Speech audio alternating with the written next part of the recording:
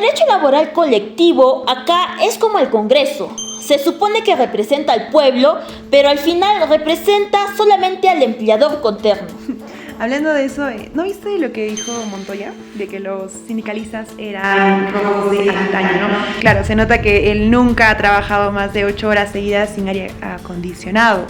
Y López Aliaga, que se llenó la boca diciendo que iba a dar chamba a todos, cuando sus propios trabajadores en el Callao lo denunciaron por no darles beneficios. ¿Y qué me dices del Estado? ¿Modelo de legalidad? Pero mira los CAS, contratos más frágiles. De que voluntad de estudiante un lunes a las 7 de la mañana, literal. Ahí se olvidan del derecho colectivo. Claro, y cuando los trabajadores piden un aumento, el MEF simplemente dice, no hay presupuesto, ¿no? Pero para comprar camionetas blindadas a los ministros, para mandar a Dina de viaje para que conozca al Papa, pues para sí hay, ¿no? Para eso, ¿no? Presupuesto. Oye, y encima una flaca que denuncia un hostigamiento en su trabajo. Aquí la empresa responde con charlas de sensibilización, sin embargo no se sanciona al jefe. Entonces, el derecho laboral colectivo en el Perú es como el ceviche con ketchup. Existe, pero solamente en pesadillas. Hola a todos y a todas. Bienvenidos a este podcast denominado La Prole. El podcast donde vamos a explorar el mundo laboral y asimismo los derechos que tenemos como trabajadores. Yo soy Leslie y hoy arrancamos con un tema súper importante que viene a ser el derecho laboral colectivo. ¿Sabías que el derecho que protege a los trabajadores no siempre existió? Hubo un momento en la historia en que las condiciones laborales eran tan malas que fue necesario crear leyes especiales para defender a aquellas personas que laboraban. Bueno, en este episodio vamos a comprender cómo y por qué surgió este derecho y cómo fue evolucionando hasta lo que conocemos el día de hoy. Para esto me acompaña Iván, me acompaña Dianela y Marjorie. Chicos, preséntense y saluden. Hola chicos, ¿cómo están? Mi nombre es Marjorie y pues realmente estoy muy emocionada de que tengamos este espacio en donde podamos compartir y contar un poco de la historia acerca del derecho del trabajo, porque muchas veces damos por sentado que nuestros derechos siempre estuvieron allí, cuando realmente no es así, ¿no? Y el conocer nuestro pasado pues nos va a permitir valorar lo que tenemos y luchar por lo que nos falta. Claro, este es un tema muy clave. Mi nombre es Dianela. Antes de empezar, este tema es clave porque aquí vamos a entender cómo es que las relaciones laborales han ido evolucionando a través del tiempo y cómo es que estas ciertas reglas son necesarias para que se puedan equilibrar justamente la relación entre los trabajadores y los empleadores, ¿no? Señoritas, es un honor compartir este espacio con ustedes y a nuestros televidentes. Les mando un saludo. Mi nombre es Iván. Me parece a mí fundamental que entendamos que el derecho del trabajo no solo regula los contratos, sino que es una herramienta para que nos sirva a nosotros para proteger y muchas veces de derechos que han sido vulnerados frente al enorme poder económico de diversas empresas o microempresas incluso. Excelente. Vamos a arrancar por el principio. Para entender el derecho del trabajo, primero tenemos que entender cómo era el trabajo mucho más antes. ¿Y qué pasó para que se necesite un derecho especial? Marjorie, ¿nos cuentas cómo era el derecho del trabajo antes, por favor? Claro que sí, Leslie. Bueno, antes de la revolución industrial, pues el trabajo se hacía de manera muy distinta a lo que conocemos o vemos hoy en día, ¿no? En la antigüedad, pues existían formas de trabajo esclavo en donde las personas no tenían libertad y eran propiedad de otros, ¿no? Pero también existían los trabajos libres en donde las personas pues ofrecían sus servicios y de manera autónoma, como por ejemplo los artesanos que trabajaban por cuenta propia, ¿no? Ahora, quiero rescatar un punto muy importante aquí, que estas formas de trabajo en esa época pues no eran tan masivas y asimismo no tenían un nivel de organización como se da hoy en la actualidad. Es por eso que en ese entonces pues el trabajo estaba más vinculado se limitaba únicamente a familias, a pequeños talleres y no a fábricas o empresas. Exacto, Marilyn. Justamente con la llegada de la revolución industrial es que aparecen las fábricas, ¿no? Y con estas aparece un sistema de trabajo asalariado, ¿no? Donde miles de personas ofrecían su mano de obra o su fuerza de trabajo justamente para sobrevivir.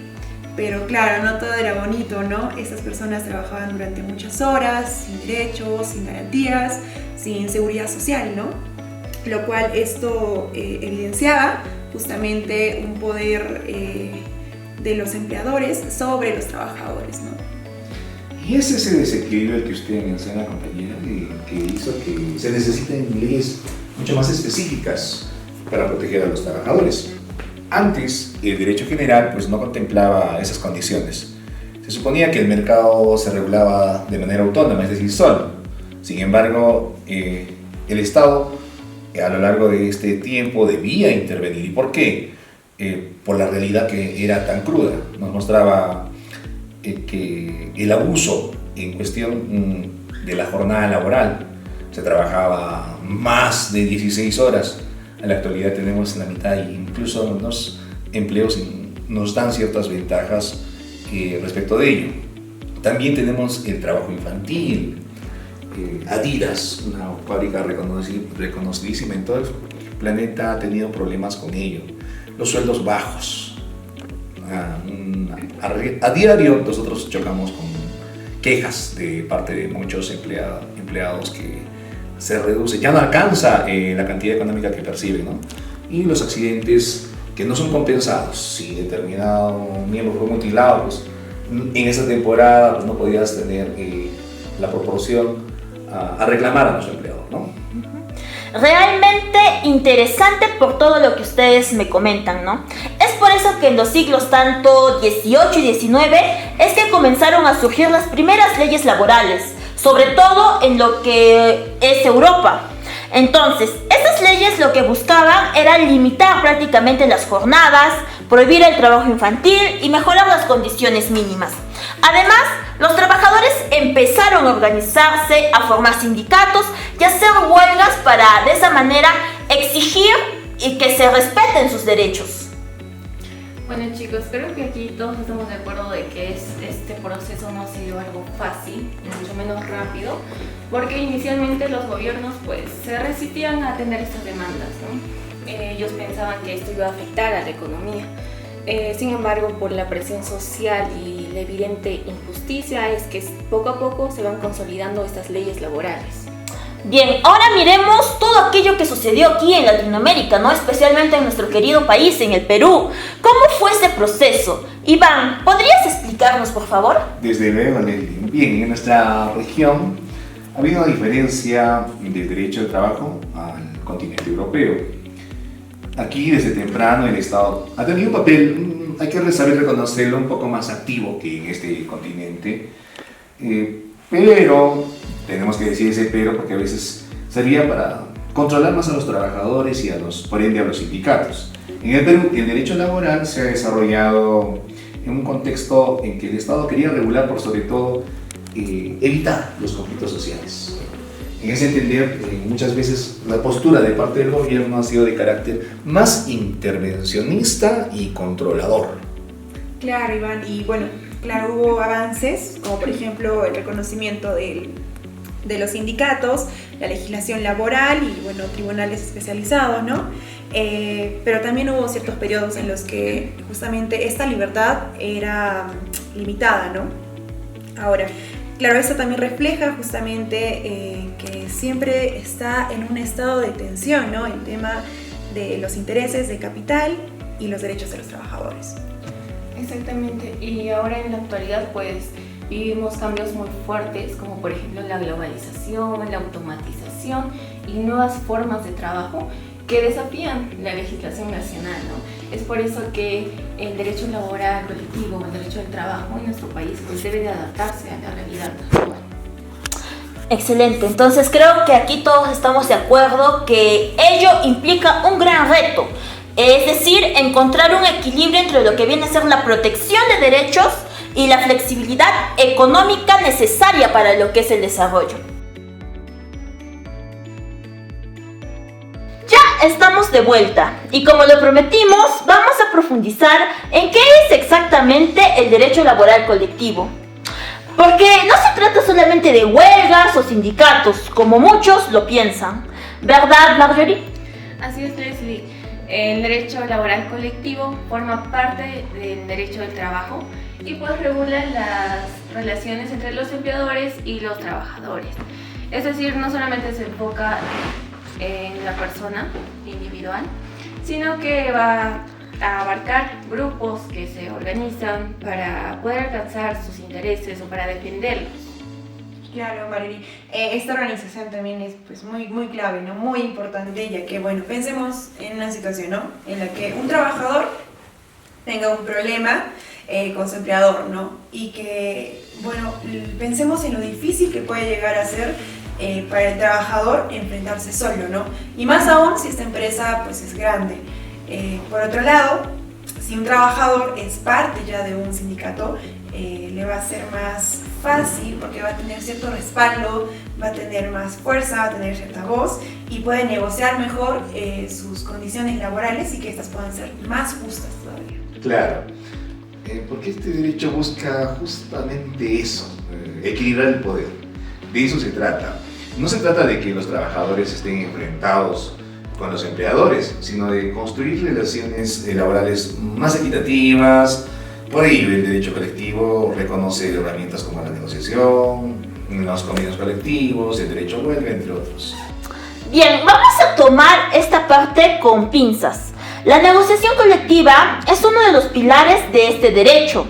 Entonces viene a ser un proceso en el que el representante de los trabajadores, normalmente un sindicato, se va a sentar a dialogar con sus empleadores para poder acordar condiciones de trabajo, ya sea, por ejemplo, el salario, la jornada laboral, la seguridad, los beneficios y entre otros. Claro, y cuando este diálogo pues da resultados, se firma el convenio colectivo. Tal vez muchos de ahí se preguntan qué es un convenio colectivo. Pues es un acuerdo formal que se aplica a todos los trabajadores de ese grupo. Y pues algo que destacamos de aquí es que es una manera eficiente y más igualitaria de fijar las condiciones laborales. Claro, Marily, pero tampoco podemos olvidar otro elemento fundamental, ¿no? Que sería la huelga, ¿no? Si bien es cierto, esta a veces es vista de una manera perjuiciosa, ¿no? Pero se entiende que este también es un derecho reconocido legalmente. Y bueno, esto pues se usa como una medida de presión legítima cuando en el momento del diálogo no son debidamente escuchados, ¿no? Pero claro, esta huelga debe ser siempre y cuando respetando la ley, ¿no? Es preciso lo que mencionas. Es importante entender que el derecho laboral pues, no busca generar más conflictos, sino al contrario, la búsqueda de soluciones a los mismos. Por eso es importante establecer normas para que las huelgas sean 1, legales, 2, pacíficas y 3, ordenadas, lo que no vemos en nuestro país lamentablemente, ¿no? No se trata de paralizar por paralizar, pasa algo mínimo y inmediatamente con los carteles en la calle, exacto, y luego contaminamos el medio ambiente con las llantitas, ¿no? Hay parte de culpa también porque a veces si no se hace eso, no se toman medidas, no se les ve, no se visualiza esta protesta, ¿no? Se trata de que hagamos valer nuestros derechos, pero cuando ya no queda otra salida, Exacto, y aquí entra a tallar algo muy importante. Entonces, este derecho no solamente protege a los trabajadores como tal, sino también regula cómo deben comportarse los empleadores y hasta incluso el Estado. Entonces, es decir, todos los actores en relación laboral tienen dichas responsabilidades.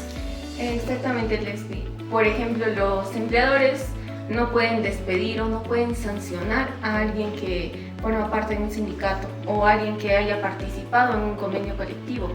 Es por eso que la ley debe proteger a los dirigentes de los sindicatos y también debe promover el diálogo entre las partes, ¿no? Y hablando justamente del Estado, no olvidemos que este tiene un rol muy importante, ¿no? Que es el de garantizar el cumplimiento justamente de esos derechos, lo cual claramente pues no se evidencia, ¿no? En la actualidad, ¿no? En las protestas que se pueden llegar a hacer, vemos cómo es el accionar del Estado, ¿no? Frente a ello.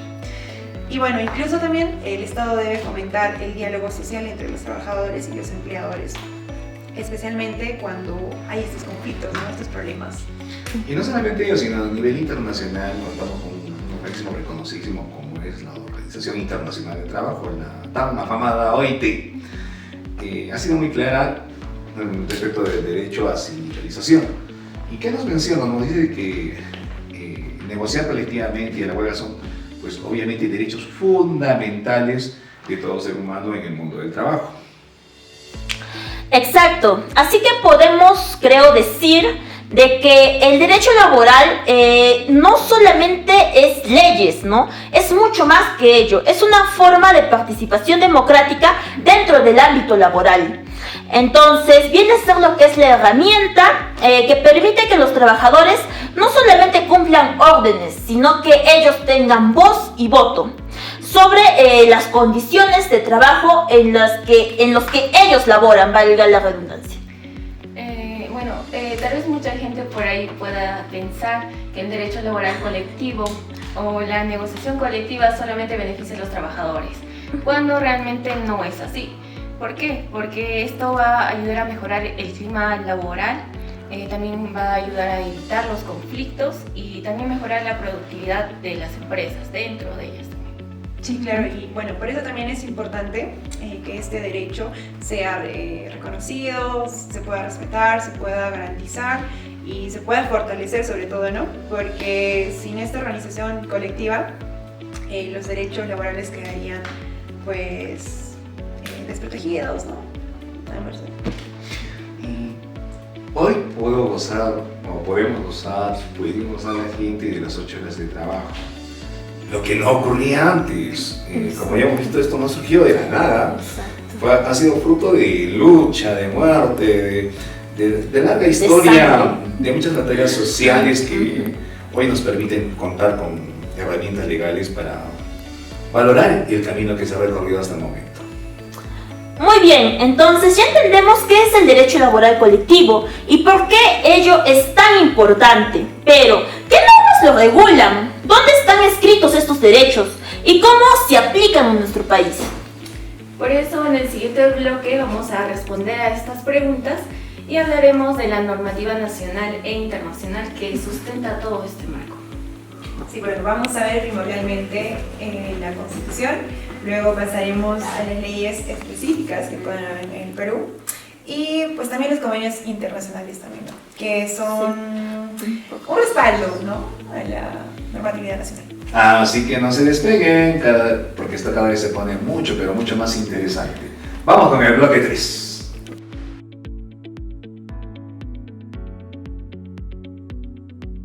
Bien, continuamos. Ahora vamos a hablar sobre la normativa que regula el derecho laboral colectivo en nuestro país. Entonces, no basta saber con qué es, también es clave conocer las leyes que lo van a sustentar. Claro, Leslie. Primero hablemos de nuestra Carta Fundamental, la Constitución Política del Perú, que en su artículo número 28 pues, garantiza el derecho de los trabajadores a sindicarse libremente y a formar organizaciones sindicales para la defensa de sus intereses. Y pues adicionalmente a este artículo tenemos también al artículo número 29, que reconoce el derecho de negociación colectiva, un tema que ya hemos abordado en el anterior bloque, ¿no? Claro, y de manera específica también tenemos a la ley número 25593, llamada la Ley de Relaciones Colectivas de Trabajo, que bueno, desarrolla, ¿no?, estos derechos constitucionales, ¿no? Por ejemplo, el artículo 4, en esta pues nos define la negociación colectiva como el proceso donde los sindicatos y los empleadores acuerdan condiciones laborales más justas, ¿no?, más convenientes para ellos.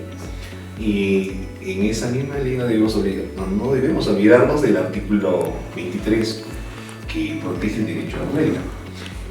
Establece procedimientos y lo que deben seguir los trabajadores para ejercerlo, pero de manera legal y ordenada, porque muchas veces una persona ya me declara en huelga y no es así, no se trata de hacerlo por hacer, sino hay mecanismos.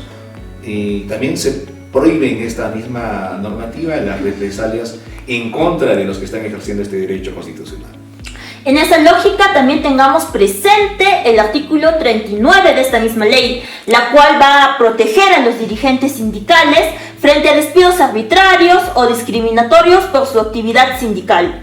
Entonces, ello viene a ser fundamental para que puedan ejercer su labor sin temor alguna. Sí, también por otro lado tenemos que Perú está adherido a convenios internacionales de la OIT que refuerzan esos derechos que están pues, en nuestra legislación, ¿no?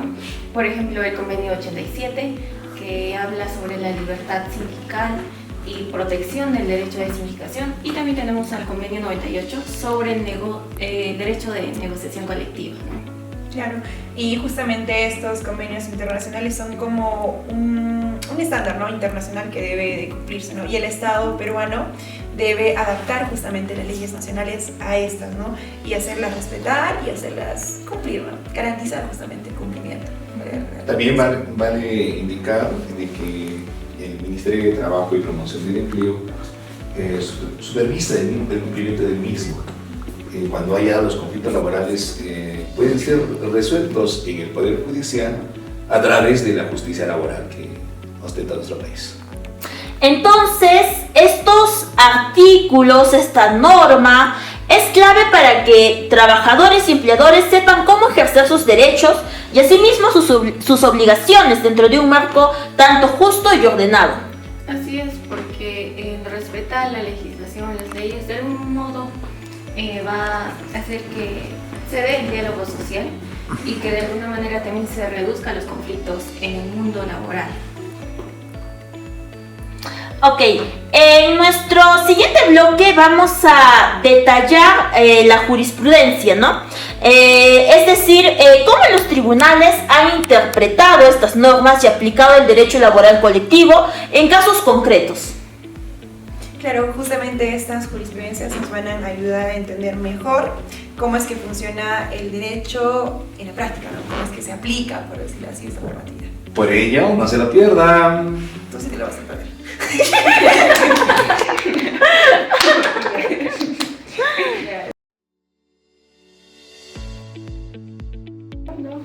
Bienvenidos a nuestro último bloque.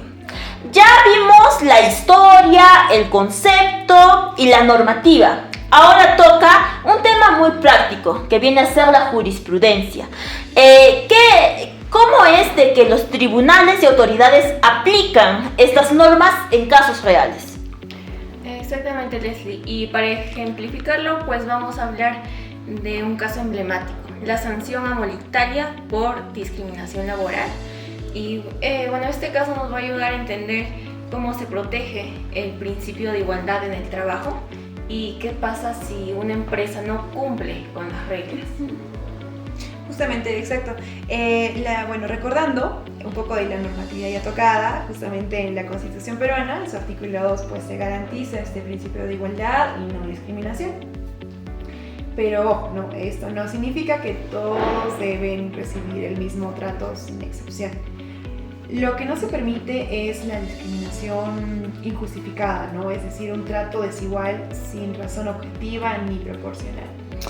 Muy bien, por ejemplo, en el caso de Molitalia, la Superintendencia Nacional de Fiscalización Laboral, la SUNAFIL, sancionó a la empresa con una multa de 76.545 soles, porque prácticamente estaba otorgando beneficios que se lograron en negociaciones colectivas, no solamente a los trabajadores sindicalizados, sino también a los no sindicalizados.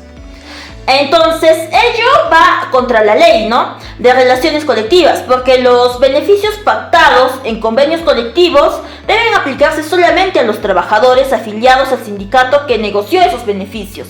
Extenderlos a otros sin que formen parte del sindicato perjudica a los derechos colectivos como tal.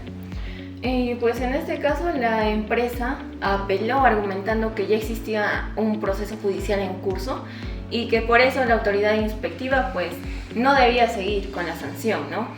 Pero más adelante SUNAFIL aclaró que el proceso inspectivo y el judicial son diferentes y pueden seguirse al mismo tiempo. Claro, y aquí podemos destacar algo muy importante, ¿no?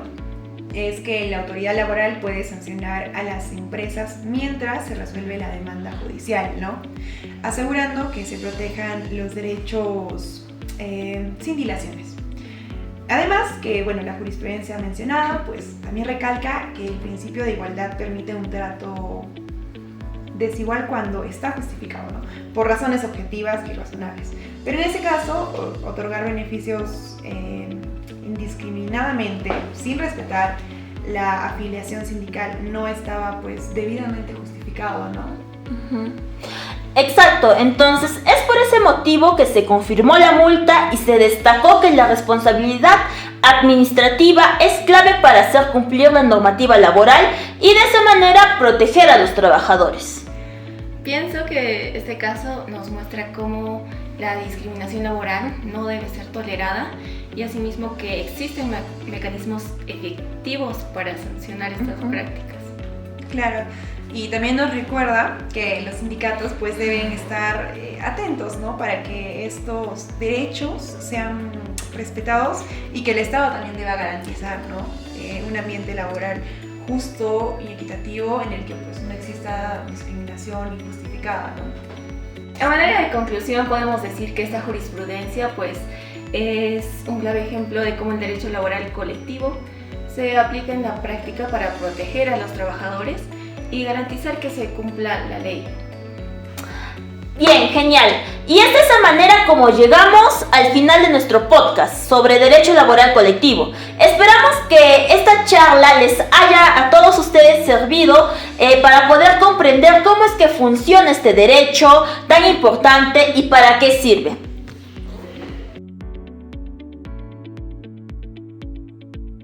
Y recuerden que el derecho laboral no solo es un conjunto de normas, sino una herramienta vital para garantizar justicia y equilibrio en las relaciones laborales.